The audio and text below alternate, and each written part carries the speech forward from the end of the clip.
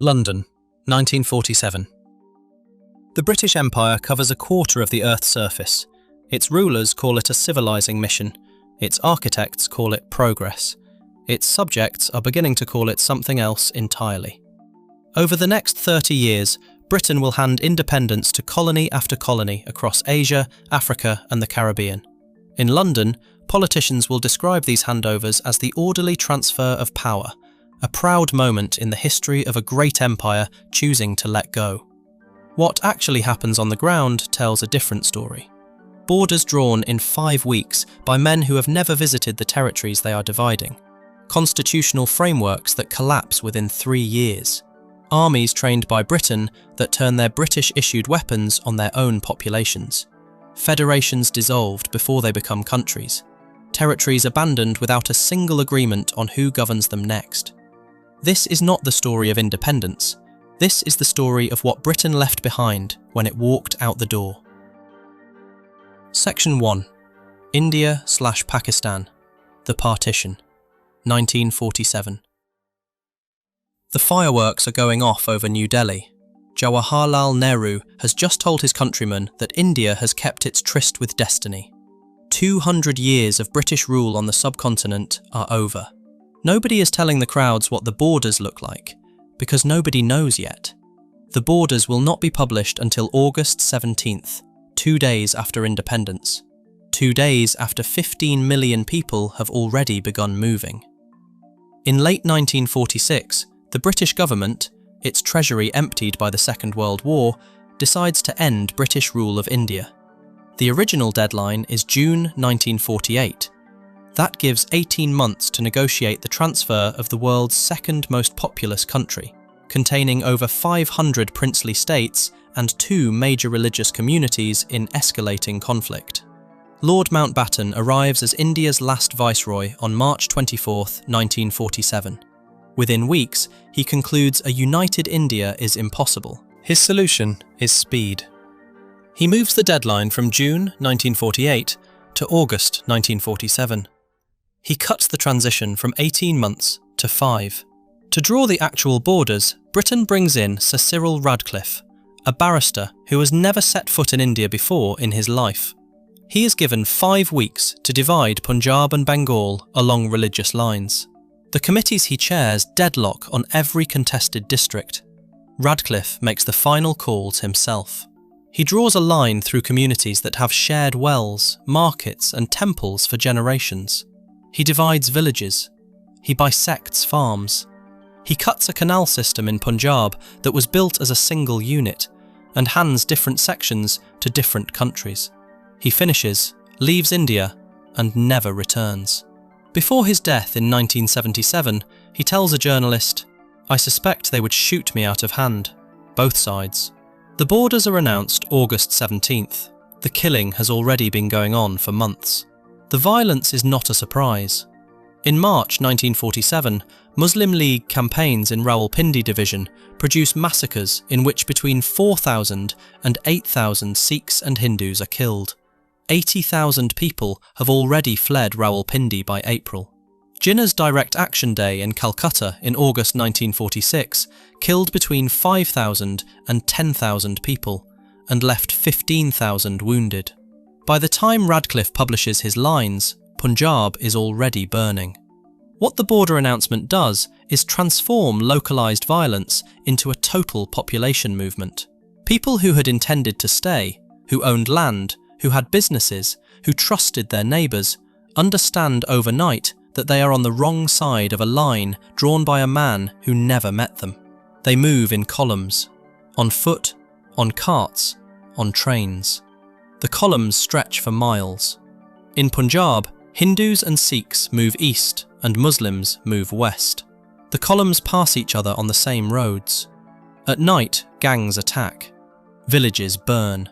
More than 70,000 women are abducted, assaulted, or killed. Women are killed by their own families to prevent them from being taken by the other side. The trains become the defining image of the catastrophe. Trains loaded with refugees pull into stations on both sides of the border, and the doors open, and everyone inside is dead. It happens repeatedly, going in both directions. Mountbatten orders British Army units in Punjab to protect British lives only, not Indian lives, not Pakistani lives. The soldiers stay in their barracks.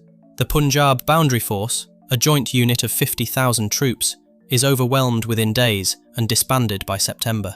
There is no force on the ground capable of stopping what is happening. Between 1 and 2 million people die. Some estimates run higher.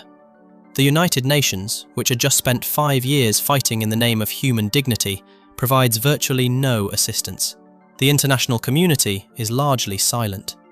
Pakistan emerges from this with a structural catastrophe built into its foundation. It consists of 2 separate territories, West Pakistan and East Pakistan, divided by the full width of India. Over 1,000 miles of foreign territory separates them. They share a religion and almost nothing else. Different languages, different economies, different everything. Pakistan inherits 17% of British India's financial assets and roughly 25% of the army. The civil service barely exists. The new government builds itself from scratch under conditions of mass refugee crisis with a hostile neighbour on every accessible border. The princely states, over 500 of them, are left by the Indian Independence Act to decide their own futures. The ruler of Kashmir, a Hindu Maharaja presiding over a Muslim-majority population, is still deciding in October 1947 when Pakistani-backed tribal militias cross his border. He signs accession to India on October 26th. Indian troops fly in the next morning. The First Kashmir War has begun. The ceasefire line it leaves behind still exists. India and Pakistan fight 3 full wars in the following decades and come close to several more. Jinnah dies of tuberculosis on September 11, 1948, 13 months after independence. Pakistan's first decade sees repeated government collapses. Its first constitution, passed in 1956, fails to settle whether the country is secular or Islamic. In 1958, General Ayub Khan stages a military coup. It is Pakistan's first. It is not its last. The partition is the largest forced migration in recorded human history.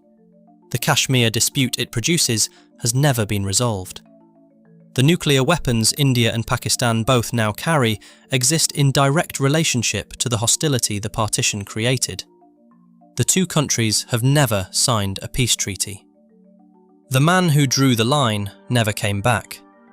The people who crossed it never forgot. What happened in Palestine the following year was, in some ways, even more direct. Britain did not merely leave, it walked away from a territory it had promised simultaneously to 2 different peoples, without arranging for a single person to govern it when it was gone. The consequences began the morning the last British soldier left, and they have not stopped since. Section 2. Palestine, the Abandonment, 1948. Britain had held Palestine since 1920 under a League of Nations mandate. The mandate gave Britain responsibility for administering the territory and preparing it for eventual self-government. What Britain actually did was make 2 contradictory promises and spend the next 28 years trying to avoid honouring either one. The 1917 Balfour Declaration had promised British support for a Jewish homeland in Palestine. The same British government had made assurances to Arab leaders about self-determination in the same territory. Both communities understood their promise to be real. Both were right. The document existed. The assurances existed. Britain had simply made commitments it could not simultaneously keep and hoped time would sort it out. It did not sort it out. By the mid-1940s, Palestine was ungovernable. Jewish paramilitary groups, including the Haganah, the Irgun and the Stern Gang, were attacking British targets. Arab militias were attacking Jewish communities. British soldiers were being killed by both sides. The Holocaust had created enormous international pressure to allow Jewish immigration into Palestine, on a scale the Arab population was not willing to accept. Britain was spending money it did not have to maintain a military presence in a territory that was producing nothing but casualties and diplomatic disasters. On February 14, 1947, Britain announced it was handing the Palestine problem to the United Nations. It did not propose a solution. It did not negotiate a transition. It set a date, May 15, 1948, and said it would be leaving on that date, regardless of what the UN decided or whether any successor governance structure existed. The UN General Assembly passed Resolution 181 on November 29, 1947. It proposed dividing Palestine into a Jewish state and an Arab state, with Jerusalem under international administration. The Jewish leadership accepted it. The Arab states rejected it immediately and completely. The civil war began the next day. November 30th, 1947. Arab militias attacked a bus carrying Jewish passengers from Netanya to Jerusalem. Jewish forces retaliated. Within weeks, the violence had spread across the entire territory. Britain, which still formally held authority and still had tens of thousands of troops on the ground, largely stood aside. British commanders had been ordered to avoid involvement in intercommunal fighting. They enforced this so thoroughly that entire cities fell and populations fled while British soldiers watched from their positions. By April 1948, the situation had accelerated dramatically. The Haganah launched Plan Dalet, an offensive to secure territory for the Jewish state before the British left. Jewish forces took Tiberias on April 18th, Haifa on April 21st and 22nd, Safed on May 10th, and Jaffa on May 13th. More than 250,000 Palestinian Arabs had already fled or been expelled from their homes before the British mandate even expired. On April 9th, 1948, Irgun and Sterngang forces attacked the Arab village of Deir Yassin on the western outskirts of Jerusalem. Over 110 men, women and children were killed. News of the massacre spread immediately across Palestine and caused mass panic. Palestinians began leaving in larger numbers, fearing the same fate. On May 14, 1948, David Ben-Gurion declared the establishment of the State of Israel in Tel Aviv. Hours later, Britain's mandate formally expired at midnight. The last British High Commissioner left without ceremony, without a formal handover of authority, and without a successor government in place for the Arab population. There was no Arab state. There was no international administration for Jerusalem. There was nothing. Just a collapsing civil order and two communities fighting for control of the same land. The following morning, May 15th, Egypt launched an aerial assault on Tel Aviv. Ground forces from Egypt, Transjordan, Iraq, Syria and Lebanon crossed into Palestine. The first Arab-Israeli war had begun. The Arab armies had advantages on paper: larger populations, more territory, more resources. But they were not coordinated, not fully prepared, and not unified in their objectives. King Abdullah of Transjordan had no intention of creating a Palestinian Arab state. He wanted to annex as much of the West Bank as he could. He was in contact with Jewish authorities at the same time he was coordinating with the Arab League. The Arab coalition was fighting the same war for different reasons. Israel's forces were smaller but highly motivated, increasingly well armed through covert international purchases, and fighting for survival on territory they knew. By early 1949, Israeli forces had pushed back every Arab army and secured significantly more territory than the UN partition plan had originally allocated. The war ended with a series of armistice agreements in 1949, with Egypt in February, Lebanon in March, Transjordan in April, and Syria in July. No peace treaties, no agreed borders, just ceasefire lines. Israel controlled 78% of the former Mandate territory. Jordan held the West Bank. Egypt held the Gaza Strip. The Palestinian Arab state that Resolution 181 had proposed did not exist, and has never existed. Approximately 700,000 Palestinian Arabs, around 80% of the Arab population of what became Israel, had fled or been expelled during the fighting. They went to the West Bank, Gaza, Jordan, Lebanon, and Syria. The UN Conciliation Commission counted 711,000 refugees by September 1949. They were not allowed to return. A series of Israeli laws passed in the following years prevented Arabs who had left from reclaiming their homes or property. Their descendants remain in refugee camps to this day. Britain left Palestine without a plan, without a successor government, without a negotiated handover, and without any mechanism to protect the civilian population it had been mandated to prepare for self-rule. The mandate had lasted 28 years. The exit took 1 day. The conflict it produced has lasted over 75 years and shows no sign of ending. Before we move on, if you're enjoying this analysis, please consider subscribing. It helps the channel tremendously. Nigeria's collapse took a little longer, 6 years instead of 1 day.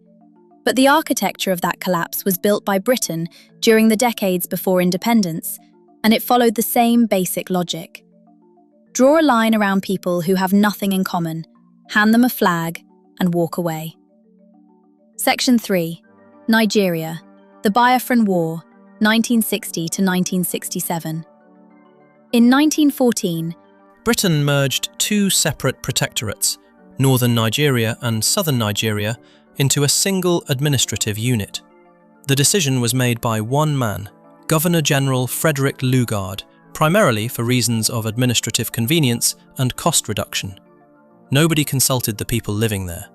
The north was predominantly Muslim, Hausa Fulani speaking, and had been governed for centuries through Islamic institutions.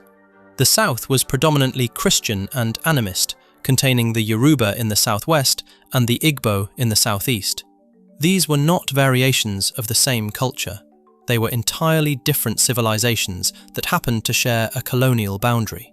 Britain governed the 2 regions separately for most of the colonial period, using northern Islamic institutions to administer the north while building a Western-educated Christian elite in the south. This created a structural imbalance that was baked in before independence arrived. The north had the land and the population. The south had the education and the economy. Neither had a reason to trust the other, and Britain had spent decades making sure they developed separately. Nigeria gained independence on October 1st, 1960. It became a republic on October 1st, 1963. The new country was the most populous in Africa, around 45 million people at independence, and was divided into 3 regions along ethnic lines. The northern region dominated by the Hausa Fulani, the western region by the Yoruba, and the eastern region by the Igbo. The northern region was larger than the other 2 combined, giving it a permanent demographic advantage in any democratic system.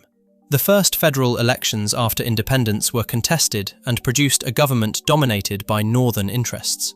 By the early 1960s, the western region had descended into political violence so severe that the federal government declared a state of emergency there in 1962. Electoral fraud in 1964 and 1965 was so blatant that it destroyed whatever legitimacy the civilian government had left.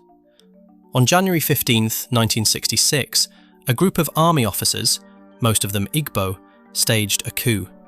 They killed the federal Prime Minister, Abubakar Tafawa Balewa, along with the premiers of the northern and western regions, and several senior military officers, most of them northern. General Johnson Agui Ironsi, an Igbo, took power as head of a military government. In the north, the coup was read as an Igbo power grab. The fact that most of the dead were northerners and most of the plotters were Igbo made that interpretation easy to sustain, whether or not it was the full picture. On July 29, 1966, northern officers staged a counter-coup. Ironsi was killed. Several senior Igbo officers were assassinated. Yakubu Gowon, a Christian from the middle belt of the country, took power. He was 31 years old. In September and October 1966, pogroms against Igbo people broke out across the northern region. Between 10,000 and 30,000 Igbo civilians were killed. The killings were organised, not spontaneous. Demobilised soldiers participated alongside civilians. Approximately 1 million Igbo people fled the north and returned to the eastern region. Non-Igbo people were simultaneously expelled from the east in retaliation. Gowon convened a conference to negotiate a new constitutional arrangement. It collapsed. A last attempt at compromise was made in January 1967 when the regional military governors met in Aburi, Ghana. The Aburi Accords produced an agreement for a looser confederation. When Gowon returned to Lagos, his advisors told him the accords gave too much away. He reneged. The Eastern Region's military governor, Lieutenant Colonel Odumegwu Ojukwu, declared that the federal government had broken the only agreement that could have kept the country together. On May 27, 1967, Gowon issued a decree dividing Nigeria's 4 regions into 12 states. The decree split the Eastern region into 3, cutting Igbo territory off from most of the oil fields in the Niger Delta, fields that sat in what would become non-Igbo states. It was a deliberate economic move designed to strangle any secessionist state before it could fund itself. On May 30, 1967, Ojukwu declared the Republic of Biafra. The federal government immediately imposed an economic blockade.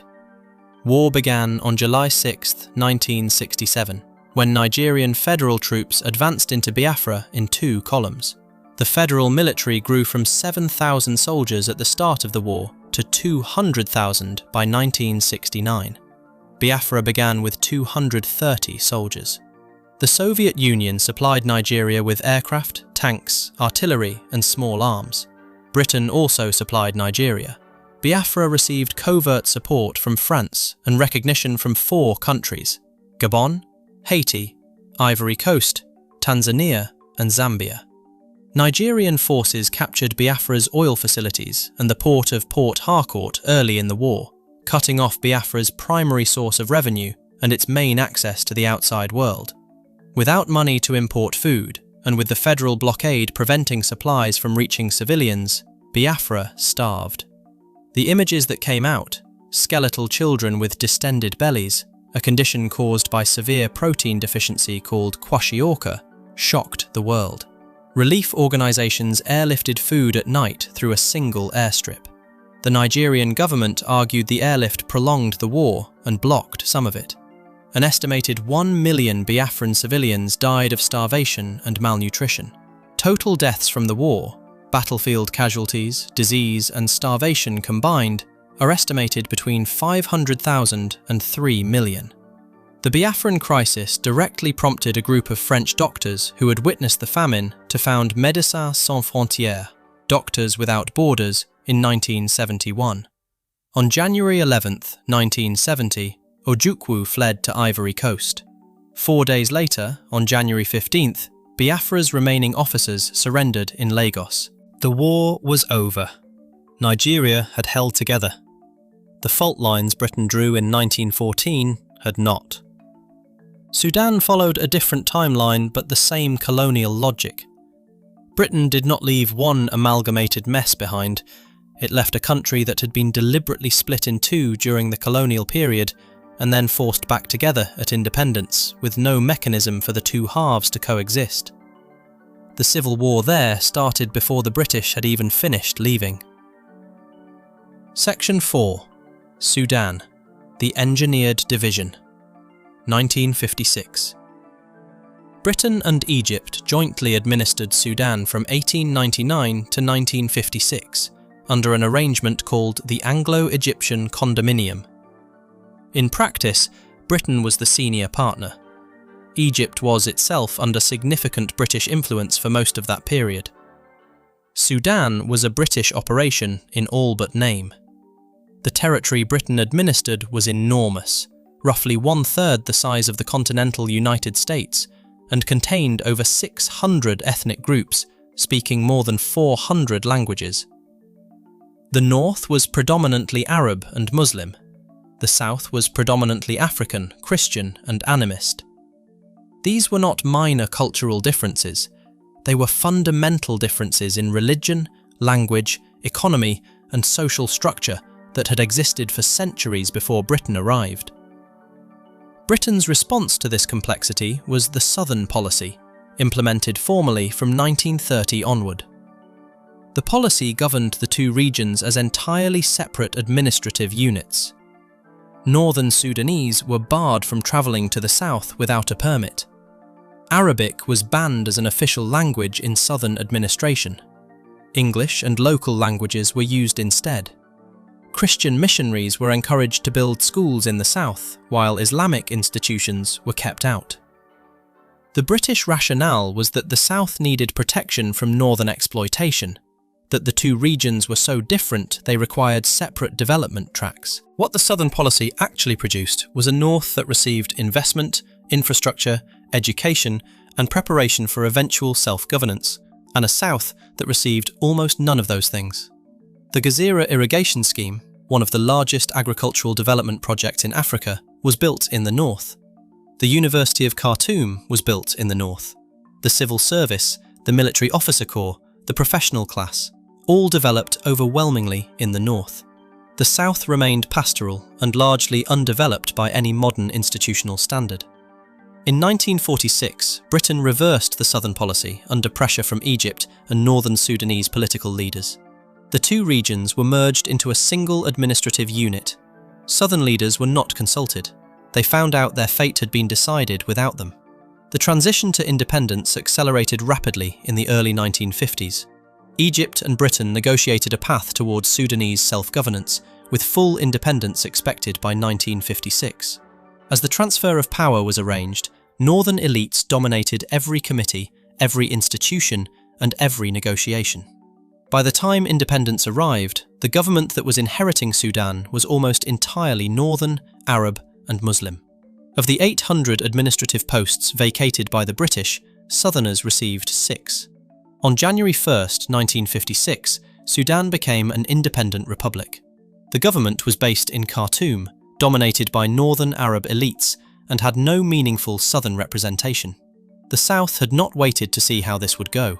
On August 18, 1955, 4.5 months before independence was officially declared, members of the Equatoria Corps of the British-administered Sudan Defence Force mutinied in the southern town of Torit.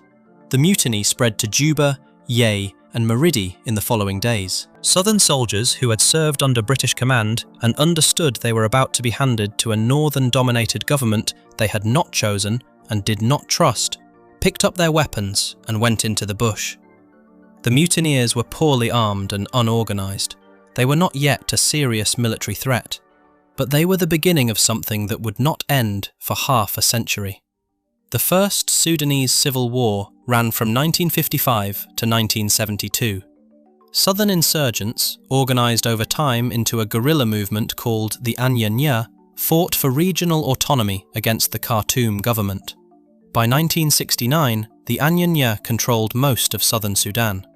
The war ended with the 1972 Addis Ababa Agreement, which granted the South significant regional autonomy and promised a referendum in the disputed Abyei border area. The peace lasted 11 years.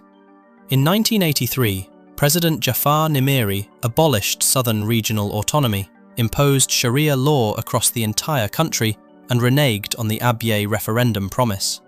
The Second Civil War began almost immediately.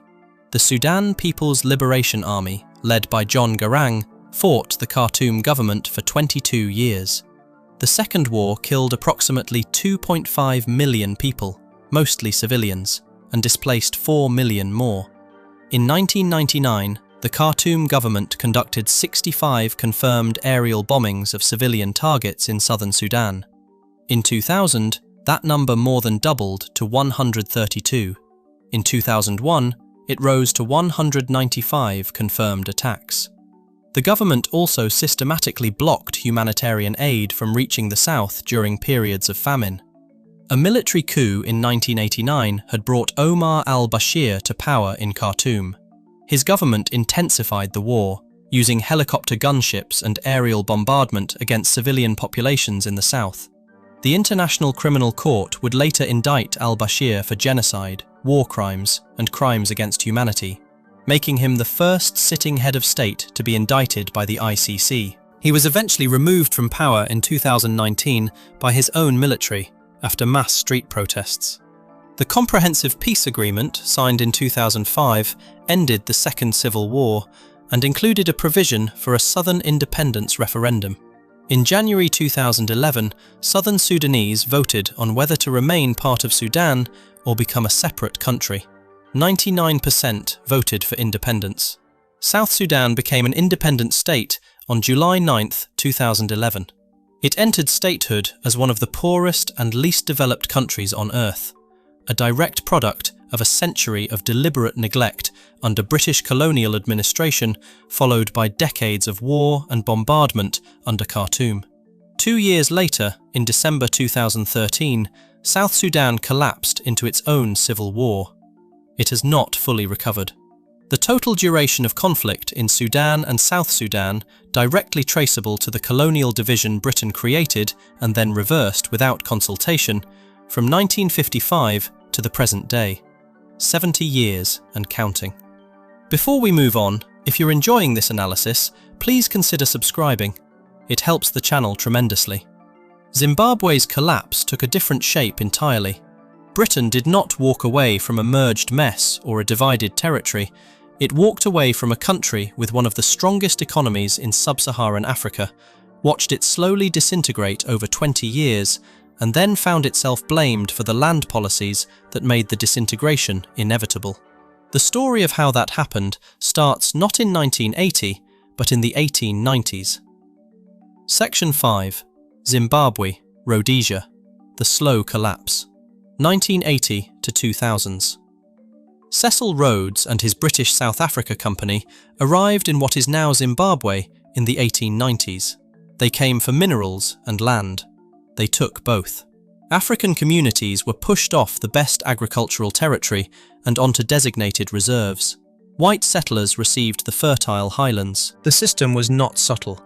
It was a deliberate transfer of productive land from the majority population to a small white minority, enforced by colonial law and backed by armed force.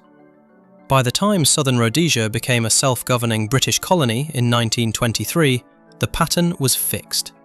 Whites, who never exceeded 8% of the population, controlled the commercial economy. Blacks worked as labourers on farms and in mines they did not own. The land question was not a grievance that emerged later. It was the foundational injustice of the entire colonial project in Rhodesia, present from the beginning and never resolved. In 1965, Prime Minister Ian Smith declared unilateral independence from Britain rather than accept majority rule. Britain imposed sanctions but did not intervene militarily.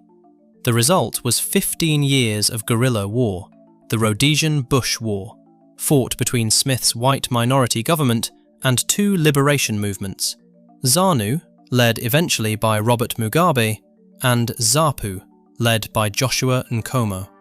The war killed over 12,000 people. It ended not through military victory, but through exhaustion and international pressure. The Lancaster House Agreement, brokered by Britain in December 1979, ended the war. The agreement contained two elements that would define everything that followed. First, it protected white-owned land. The government could only purchase farms from willing sellers at market rates.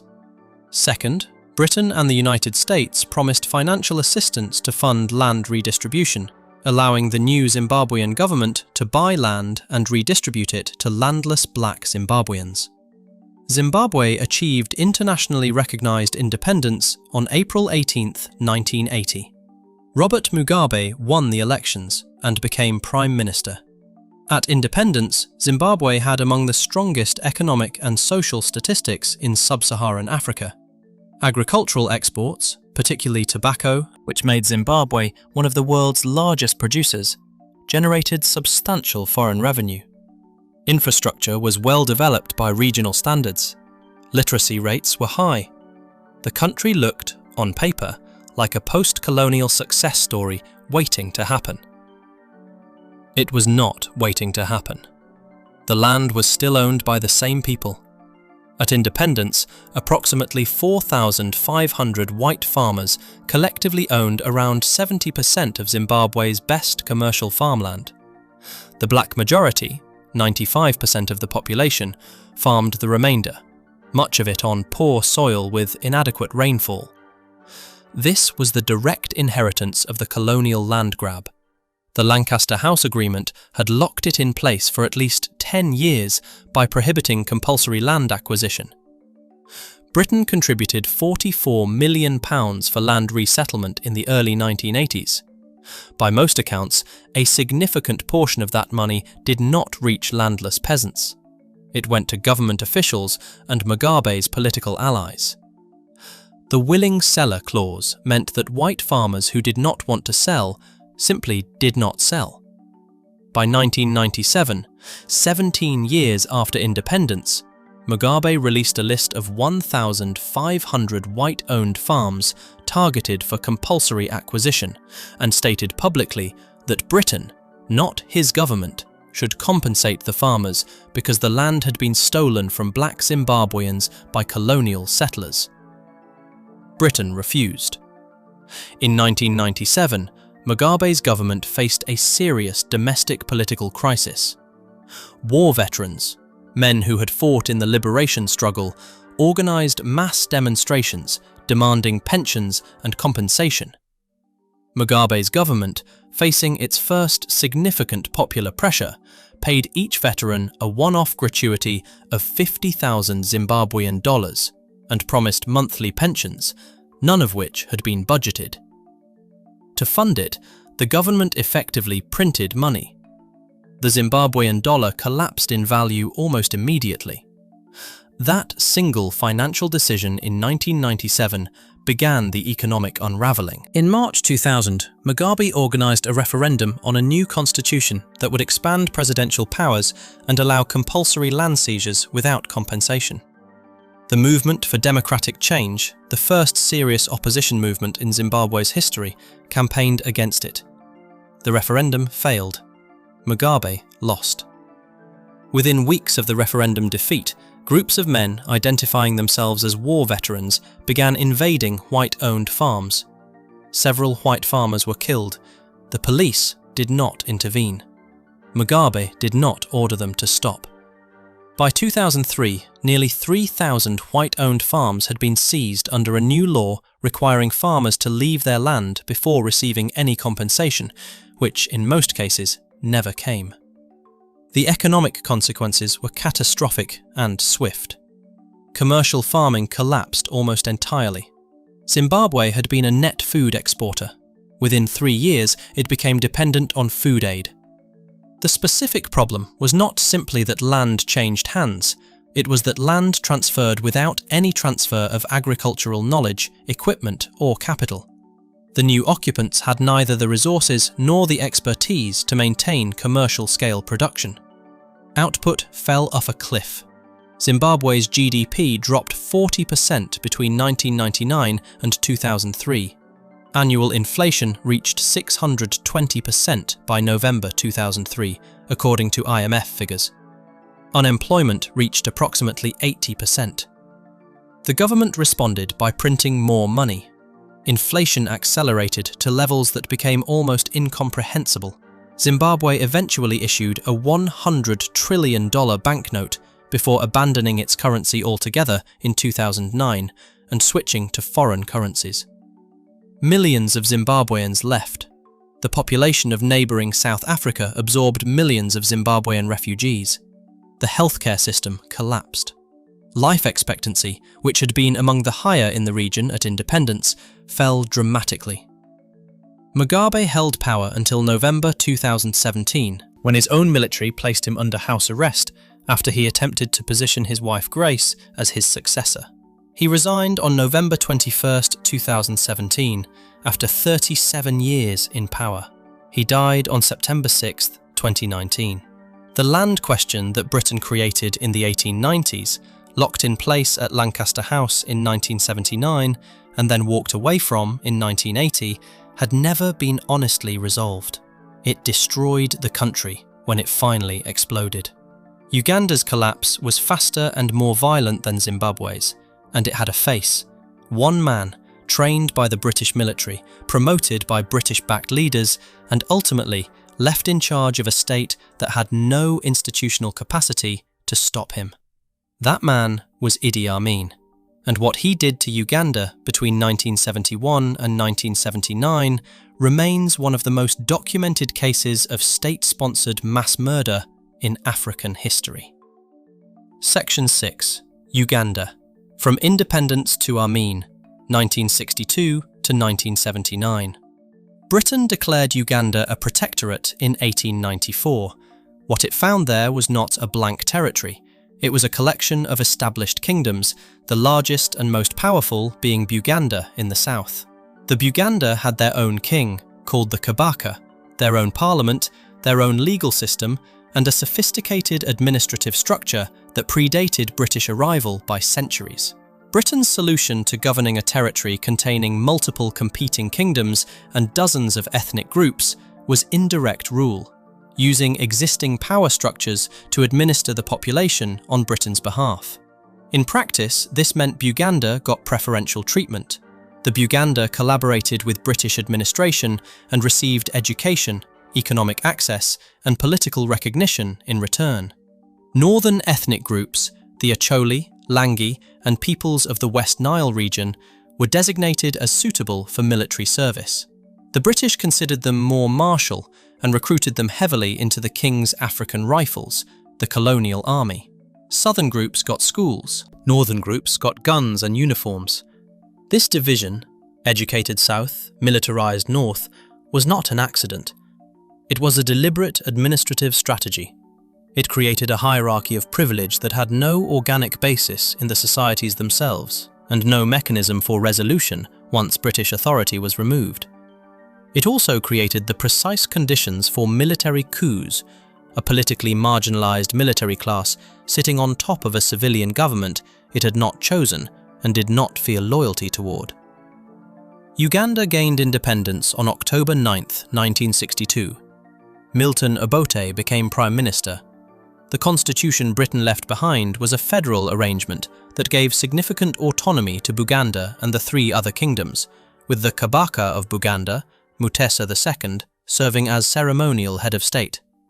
It was a compromise designed to manage the tension between Buganda's demand for special status and the rest of the country's political structure. It satisfied nobody completely and created permanent friction between the central government and Buganda from day one. By 1966, the arrangement had broken down entirely.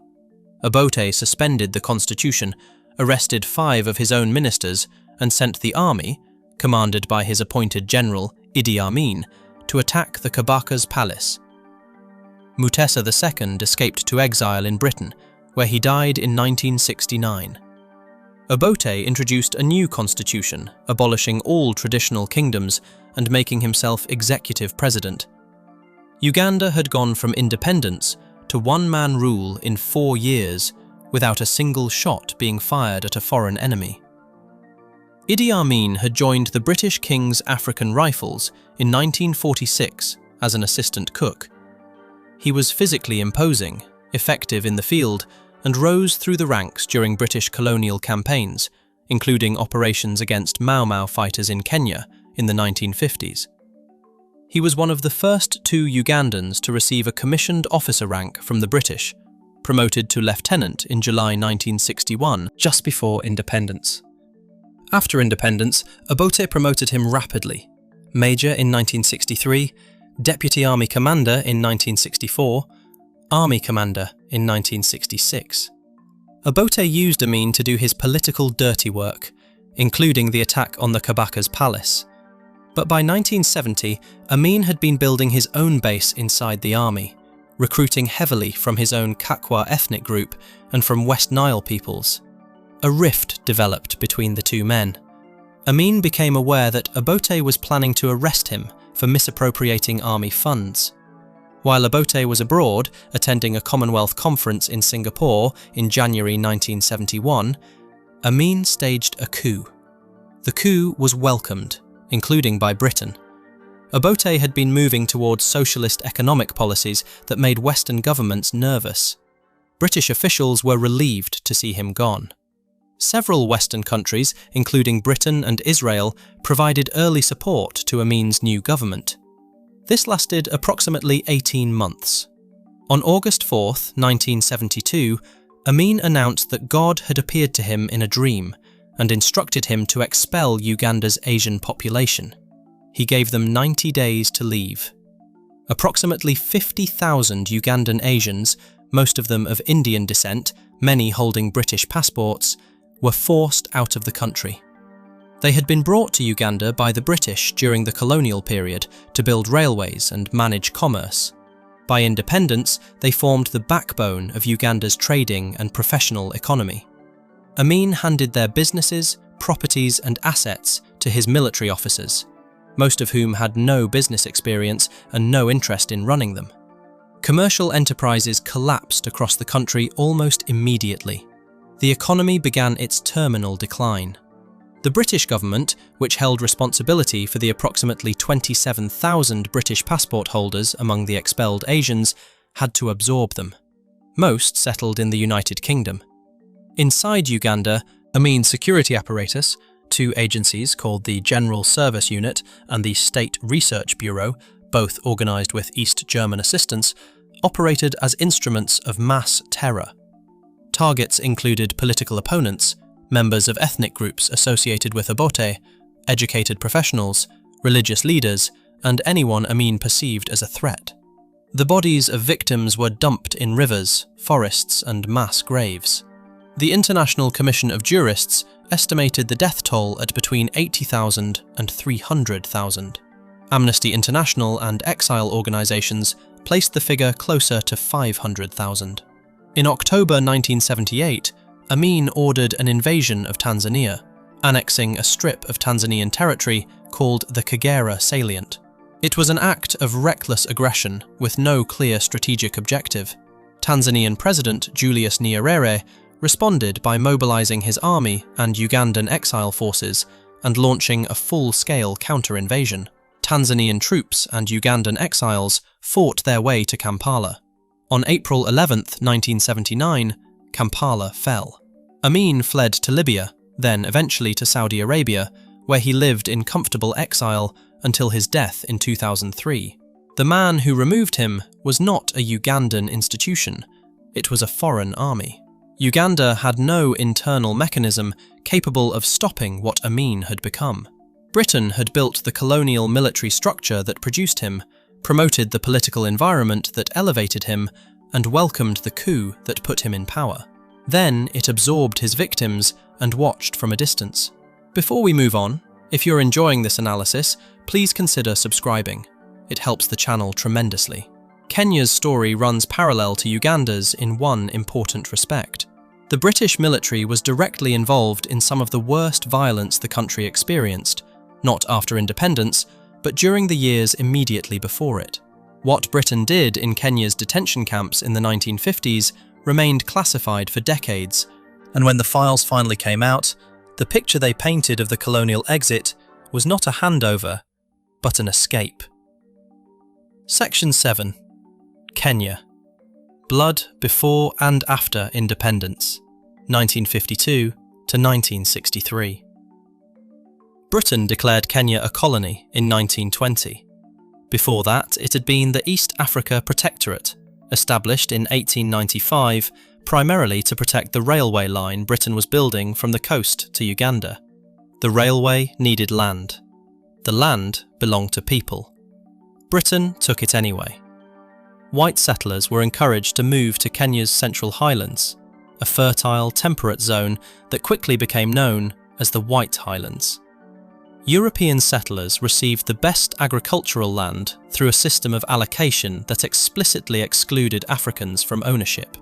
By the early 1950s, white settlers, who never exceeded 1% of Kenya's population, controlled the majority of the country's most productive farmland. The Kikuyu people, whose ancestral territory overlapped heavily with the White Highlands, were the most directly dispossessed. Many worked as labourers on farms their families had previously occupied. By the late 1940s, Kikuyu political frustration had been building for decades through legal channels, petitions, delegations to London, formal complaints, all of which produced nothing. A more radical movement began organising around oaths of solidarity and armed resistance. The British called it Mau Mau. The movement called itself the Kenya Land and Freedom Army. The governor of Kenya, Sir Evelyn Baring, declared a state of emergency on October 20th, 1952. The colonial government immediately arrested Jomo Kenyatta, the most prominent Kikuyu political leader, on the grounds that he was directing the Mau Mau. Kenyatta denied it publicly and consistently. He was convicted in a trial that was later shown to have involved a bribed chief witness and sentenced to 7 years hard labour. What followed was one of the largest detention and counterinsurgency operations in British colonial history. Britain deployed the army, the RAF, and a network of detention camps across Kenya. Operation Anvil, launched in April 1954, swept through Nairobi and forcibly removed tens of thousands of Kikuyu residents from the city, transporting them to detention camps based on their ethnicity alone. By the time the operation was complete, entire Kikuyu communities had been emptied out of the capital. The detention camp system eventually held an estimated 150,000 Kenyans at its peak. Approximately 1.5 million Kikuyu were forcibly relocated into fortified villages, a policy called villagization, where movement was restricted and food supply was controlled by colonial authorities. The stated purpose was to separate the civilian population from Mau Mau fighters. The actual effect was to place an entire ethnic community under collective punishment. Torture inside the camps was systematic. Detainees were beaten, subjected to forced labour, and in documented cases, subjected to sexual violence. The Hola Camp massacre in March 1959, in which 11 detainees were beaten to death by guards during a forced labour operation, became public knowledge in Britain and produced a parliamentary crisis. Colonial Secretary Alan Lennox Boyd was forced to account for the deaths in the House of Commons. The incident convinced his successor, Ian MacLeod, that the state of emergency had to end. The official British figures for the conflict list 11,503 Mau Mau fighters killed. Historians consider this a significant undercount. More than 1,090 Kenyans were hanged, making it one of the largest uses of capital punishment in British colonial history. The number of European civilians killed by Mau Mau attacks was 32. 32. The entire military and legal apparatus of a colonial power was deployed against a population of millions, at a cost of £55 million, in response to the deaths of 32 European civilians. The state of emergency was formally ended on January 12, 1960. By then, the political calculation had already shifted. The Lancaster House Conference in January 1960 established that Kenya would move toward majority rule. The settlers who had built their lives around the assumption of permanent white political control were told, in essence, that the assumption had been wrong. Kenyatta was released from detention in 1959, but kept under restriction until August 1961. He emerged not as a broken man, but as the dominant figure in Kenyan politics. The Kenya African National Union, built around his leadership while he was still imprisoned, won the May 1963 elections. Kenya became fully independent on December 12, 1963. Kenyatta became its first Prime Minister and, the following year, its first President. The Mau Mau fighters, who had spent years in the forests fighting for land and independence, received almost nothing from the government that followed. Kenyatta preached a doctrine of forgetting the past, of moving forward without settling colonial grievances. Many loyalists who had collaborated with the British during the emergency kept their positions and their land. Many former Mau Mau fighters did not receive the land redistribution they had fought for. The bitterness this produced ran through Kenyan politics for generations. In 1964, barely a year after independence, Kenyatta requested British troops to suppress a mutiny by the Kenyan army. Britain sent them. The new Kenyan military, built on the foundations of the colonial King's African Rifles, had mutinied over pay and the pace of Africanization in the officer corps. British soldiers disarmed the mutineers. The independent Kenyan state required its former colonial ruler's army to survive its first military crisis. In 2013, 50 years after independence, the British government settled a lawsuit brought by over 5,000 Kenyans who had been tortured in the colonial detention camps. Britain paid £19.9 million in compensation and issued a statement of regret. It did not admit legal liability. The Foreign Secretary at the time, William Hague, acknowledged that Kenyans had suffered torture and other ill treatment at the hands of the colonial administration. The files that documented what had happened in the camps had been systematically removed from Kenya before independence and taken to Britain, where they were kept classified for decades. Britain spent £55 million suppressing the people of Kenya. It paid £19.9 million, acknowledging what it had done to them. It kept the evidence hidden for half a century. Cyprus presents a different kind of failure, not a territory abandoned to ethnic violence it could not control, but a constitutional arrangement so poorly designed that it collapsed under its own weight within 3 years of independence, leaving a division that has now lasted over 50 years and shows no sign of resolution. Section 8. Cyprus, the partition that never ended, 1960 to 1974. Britain took control of Cyprus from the Ottoman Empire in 1878 under the Cyprus Convention. The island had been under Ottoman rule since 1571. By 1878, its population had been shaped by 3 centuries of Ottoman administration, roughly 78% Greek Cypriot and Christian, roughly 18% Turkish Cypriot and Muslim, with small minorities making up the rest. The two communities spoke different languages, prayed in different buildings, and organised their social lives through entirely separate institutions. They had coexisted for centuries under Ottoman rule, but coexistence is not the same as integration. Britain made Cyprus a crown colony in 1925. From the beginning, the Greek Cypriot majority had one overriding political demand: enosis, meaning union with Greece. The desire was cultural, religious, and political. Greek Cypriots saw themselves as Greeks who happened to live on an island administered by foreigners, and they wanted to close that gap. Britain had no intention of allowing it. Cyprus sat at a strategically critical point in the eastern Mediterranean and had become, after the Suez Crisis of 1956, the headquarters of British Middle East land forces. Giving it to Greece was not something Britain was prepared to consider. The Turkish Cypriot minority, and Turkey itself, opposed enosis for reasons that were straightforward. Becoming a minority inside Greece was not a fate Turkish Cypriots were willing to accept. Britain recognised early that Turkish Cypriot opposition to enosis was a useful counterweight to Greek Cypriot demands. It recruited Turkish Cypriots into the colonial police force to help suppress the Greek Cypriot insurgency that began in 1955. This decision, putting one ethnic community in uniform against the other, accelerated the breakdown of relations between the two populations that would define everything that followed. The insurgency was run by EOKA, the National Organisation of Cypriot Struggle, under the military command of Colonel George Grivas and the political leadership of Archbishop Makarios III. EOKA began its armed campaign against British targets on April 1, 1955. Over the following 4 years, it conducted bombings, assassinations, and guerrilla attacks. Britain declared a state of emergency in November 1955. By the end of the campaign, 371 British servicemen had been killed.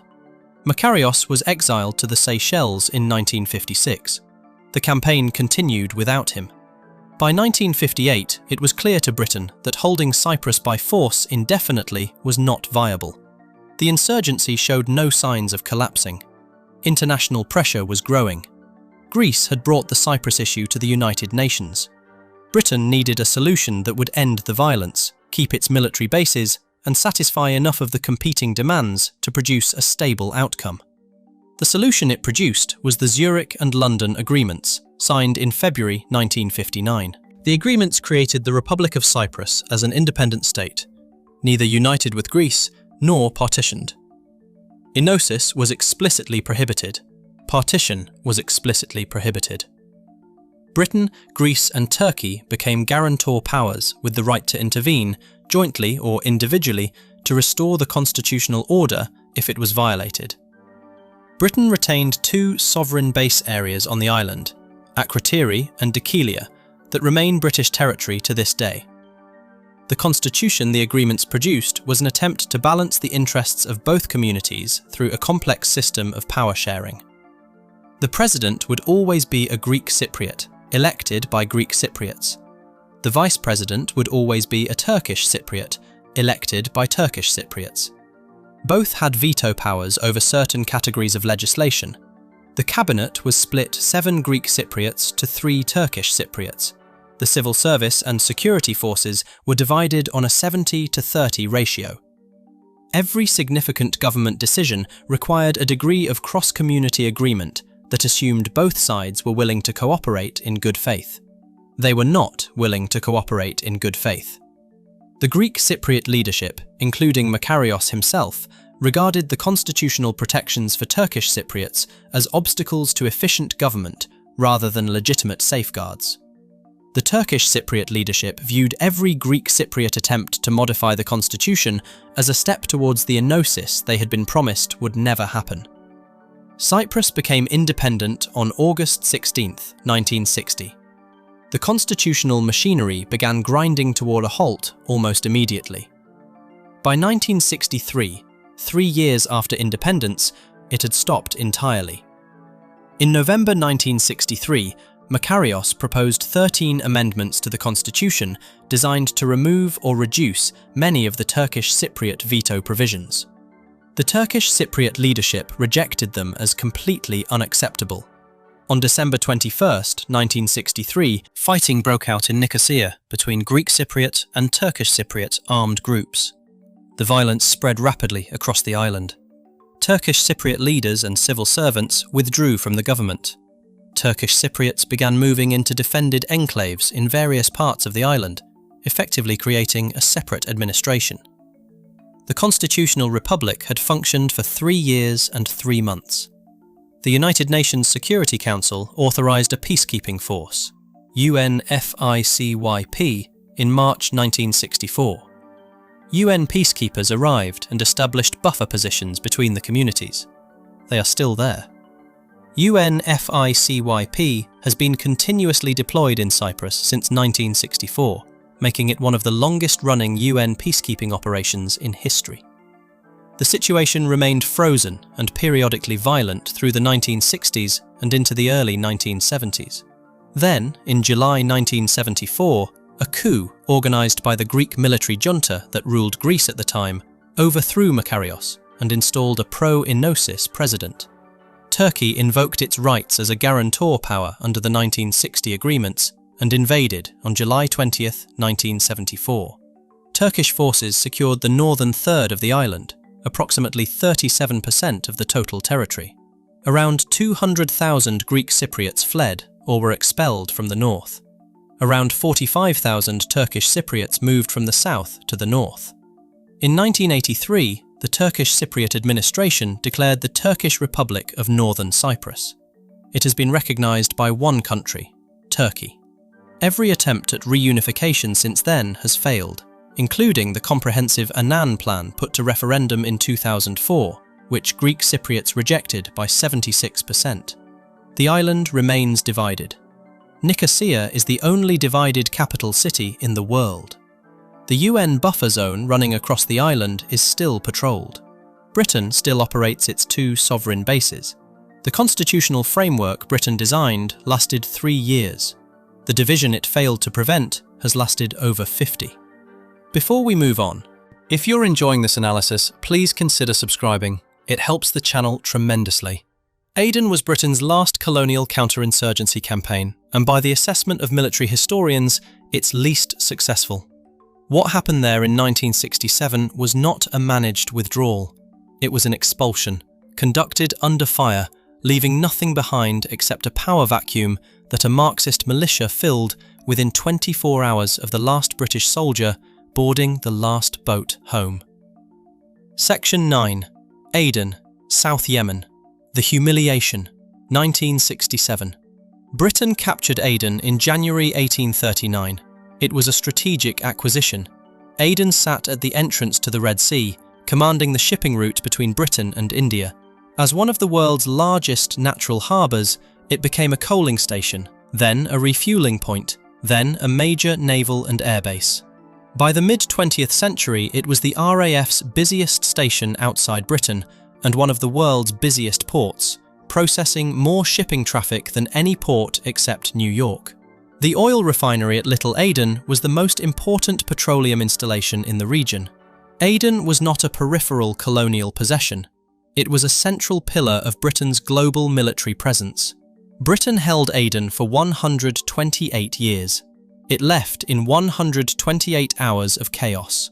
The surrounding territory, a collection of tribal sheikdoms and sultanates called the Aden Protectorate, extended into the hinterland for 61,000 square miles.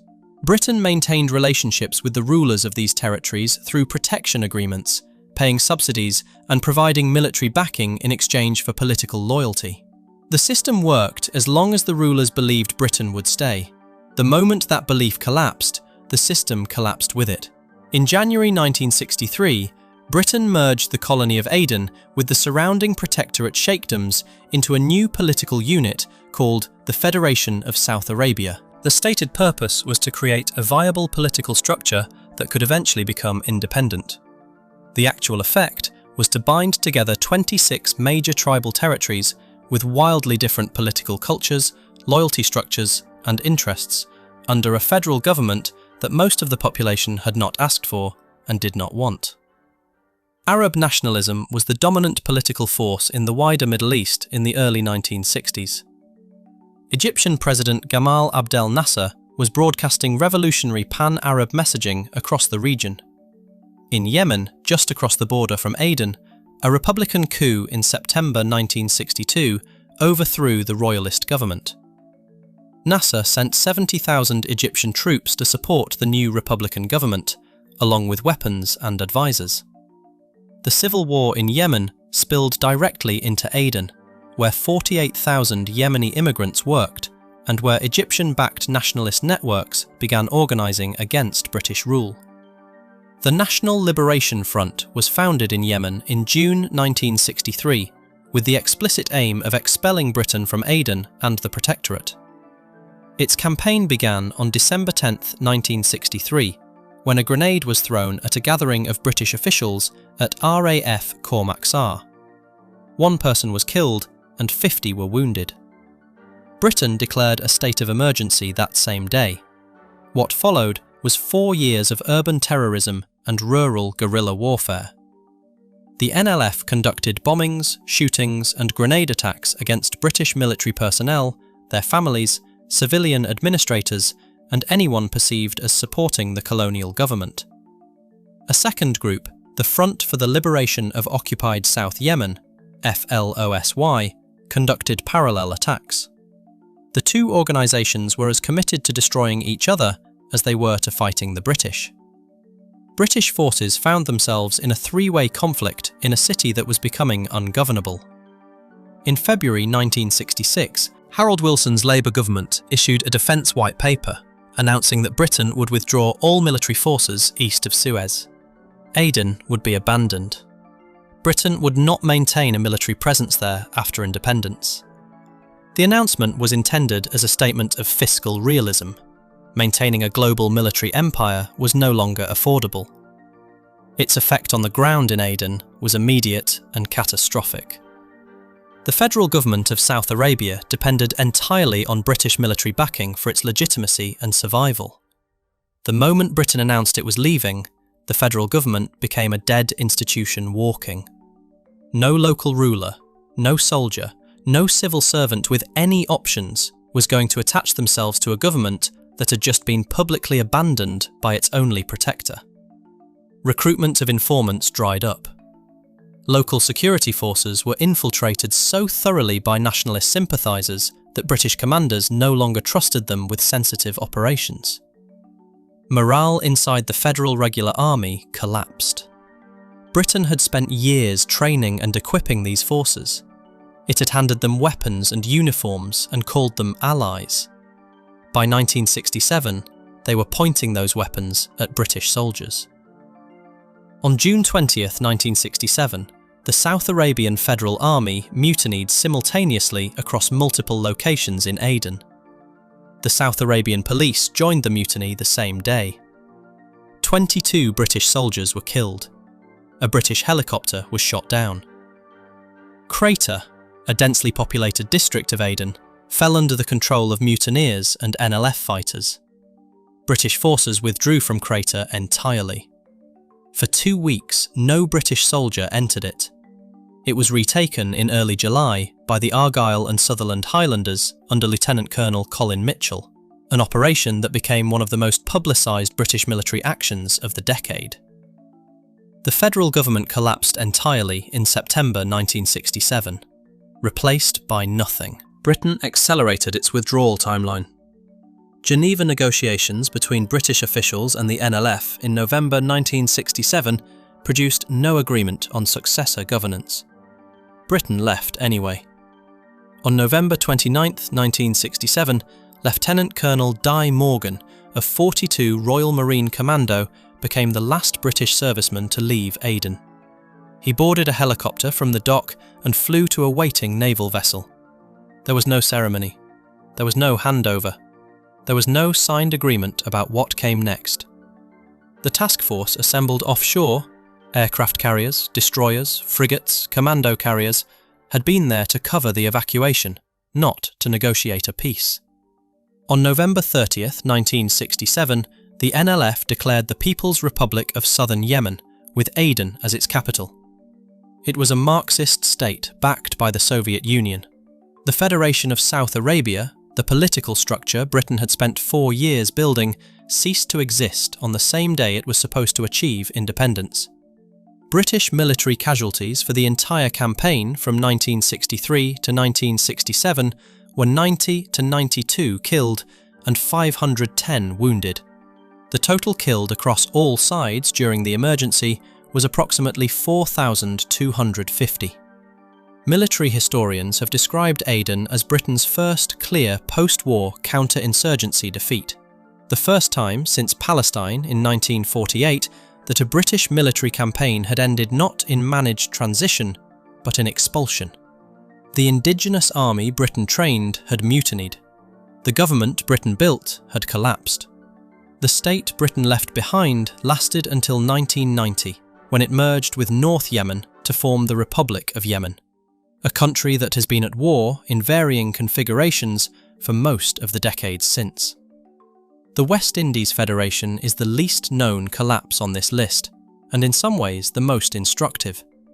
Britain did not leave behind ethnic violence, land dispossession, or a militarised state with no institutions. It left behind a political structure so poorly conceived that it fell apart before it even became independent, dissolved not by war or coup, but by a referendum, a resignation, and a Prime Minister's arithmetic. Section 10. The West Indies Federation. The collapse before it began. 1958 to 1962. Britain had a problem in the Caribbean. It had accumulated a collection of small island territories across the region over 3 centuries of colonial expansion: Jamaica, Trinidad and Tobago, Barbados, and 7 smaller islands in the Eastern Caribbean. By the 1950s, independence movements were gathering momentum across the entire colonial world. The question Britain faced was not whether these territories would eventually become independent, but how. Several of them were tiny. Some had populations of under 100,000. Britain's position was that small islands could not sustain viable independent economies on their own, and that independence would have to come through some form of political union. The West Indies Federation was Britain's answer.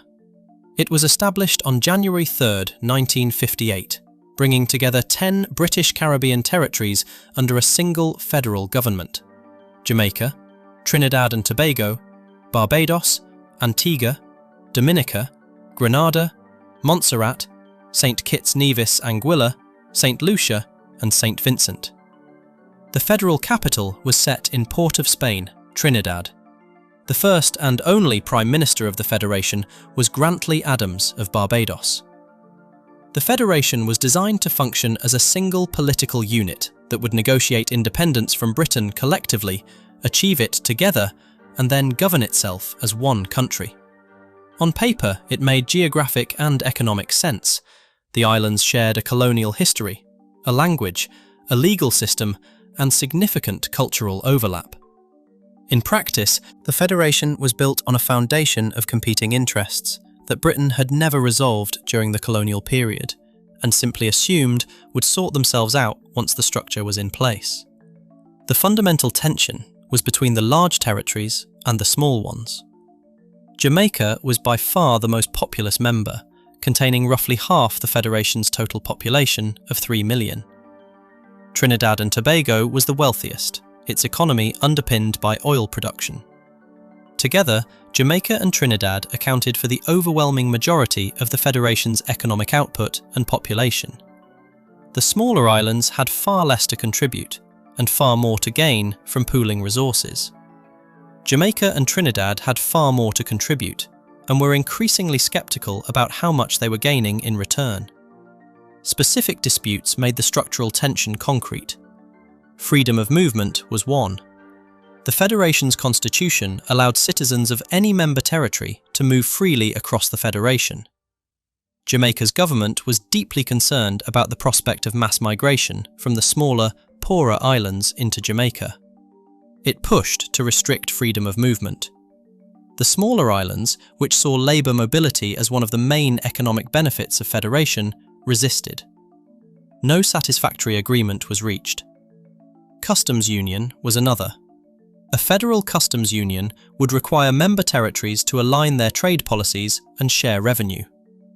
Jamaica and Trinidad both had developed economies with their own established trade relationships, and were reluctant to subordinate these to a federal framework that would redistribute economic benefits towards smaller members.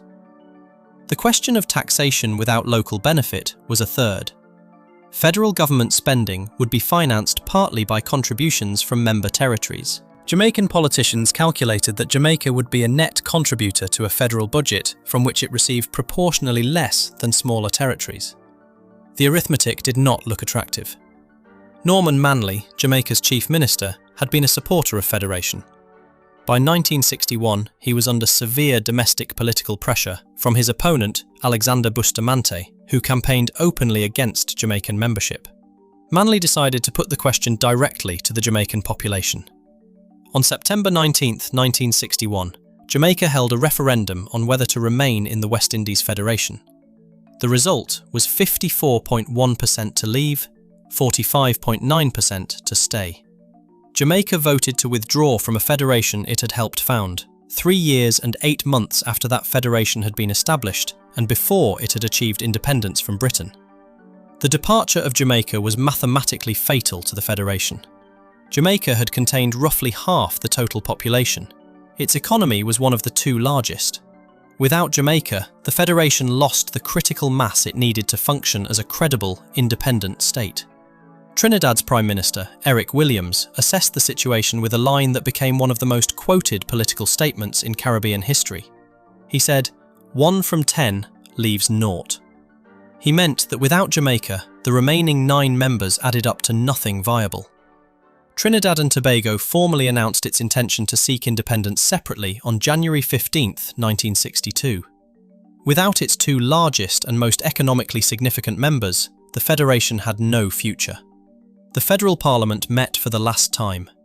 On May 31, 1962, the West Indies Federation was formally dissolved. It had existed for 4 years and 5 months. It had never achieved independence. It was the only entry in colonial history of a federation dissolving before it became a sovereign state. Jamaica became independent on August 6, 1962. Trinidad and Tobago became independent on August 31, 1962. The remaining 8 territories were left without a framework, without a plan, and without a clear path forward. Each then negotiated its own independence separately over the following 2 decades. Barbados became independent in 1966. The smaller Eastern Caribbean islands followed through the 1970s and into the 1980s. Anguilla, which had been grouped with St. Kitts and Nevis against its will, revolted against the arrangement in 1967 and eventually reverted to direct British rule, a territory choosing colonialism over the independence framework Britain had built. Britain had spent the better part of a decade constructing the West Indies Federation as its solution to Caribbean decolonisation. The solution required the cooperation of territories with genuinely incompatible interests, a federal structure that disadvantaged its most powerful members, and a timeline so compressed that the underlying conflicts never had time to be negotiated into workable compromises. When the largest member held a vote and walked out, there was nothing holding the rest together. No war, no coup, no ethnic massacre. Just a vote, a resignation, and a prime minister's arithmetic. The Federation was gone before Britain had even finished handing it the keys. 10 colonies, 10 collapses. The timelines differ. Some fell within hours of the British departure, some took years to unravel, but the architecture of each failure was built during the colonial period, not after it. Britain did not simply leave. In every case on this list, it left behind borders it had drawn arbitrarily, institutions it had built for extraction rather than governance, ethnic divisions it had deliberately engineered or casually ignored, and constitutional frameworks designed more to manage British interests than to give the people actually living there a viable future. The departures were the last act of the same story. The collapses were the bill coming due. If you enjoyed this video, make sure to subscribe. Thanks for watching, and I'll see you in the next one.